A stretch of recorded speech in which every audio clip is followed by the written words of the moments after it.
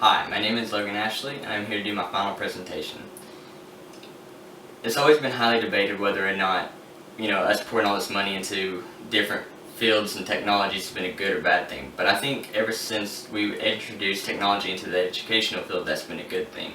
And then this is very controversial, but the three main points that we can pretty much narrow down to whether or not it helps or it doesn't is that it helps students learn at their own pace, it helps the teachers teach the students to be more self-engaged and self-efficient.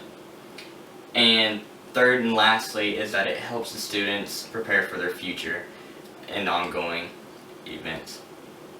Our first point was that it helps them learn at their own pace. And this is a big thing too, because whenever I was younger in school, whenever I didn't understand something, I never wanted to raise my hand for the teacher, to ask them how to do something, just because I was always afraid that my other classmates may think lesser of me, like I was unable to figure out how to do it myself. But this makes things a lot better because, if I don't understand it, I can go on my free time and I can try to learn it through, fun games or just things on the internet that you can just go and find, on Google or anything like that.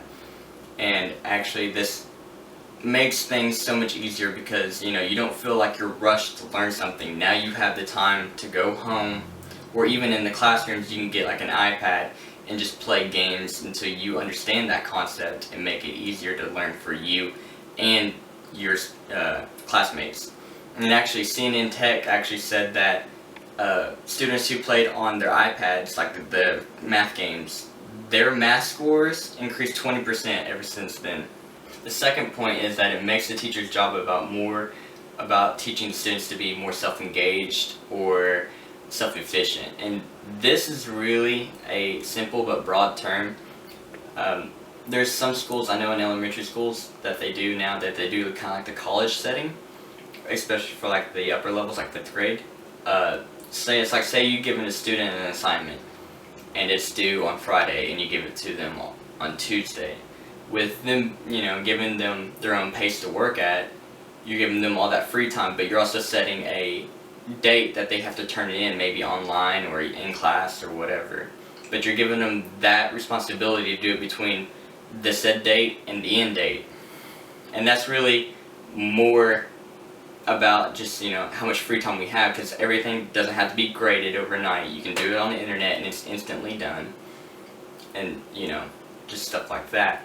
But making use of technology allows students the freedom to discover solutions and problems, both independently and collaborative, that is for a force of good, said TheGuardian.com. And that pretty much just feeds into, say you give them a huge project, you want them to do a giant puzzle with their iPads. Like they have to fit in there, it's a game. And then you can just have them all sit in a circle and then let them try to figure out how to do it, and that embraces learning, but not independently. They know that they have their own part to play, but all of them need to be able to do something to be able to figure out the problem. And it says that although you're supposed to enrich the students' minds on topics, technology gives an outlet for students to research a problem ahead of them. As a given situation in history class, that you can tell them to research a certain president or a date in time or something like that, instead of just giving them a textbook that gives them all the bare bones details that we all know. This gives it where they can go Google it and find out some fun facts that no one knew, but you're still learning what you want them to learn and a little bit more, because it's just more fun to do it that way. Our last point is it preps them for the future. And although this is a small thing, I think it's one that we don't normally think about, because whenever your child or a student uses a computer, you don't really think about how that's going to help them in the long run. You kind of just think of it as either a mindless thing that they do or a learning tool. You can play games or they could be learning, but really, even them playing games, that's showing them how to use something that they may use later on. Technology changes every day, but still, the basic mechanics of how to use something always stays the same. They just get a little bit more and more complex, but everybody's able to adapt to it because you already know how to do something. So giving them iPads in a classroom, you're preparing them for maybe a desk job where they have to carry one around and do the reports on or something. It's just, small things like that I feel like, we overlook. And as McGraw-Hill Education said, educational technology is essential to rising to the 21st century expectations of students. And, that is the truth, because, everything today will be different than it is 10 years from now. So to sum up everything, it's going to be debated whether or not things actually help or hurt us, but I think the main thing about technology in the educational field is that, we can't really gauge everything on just like one event.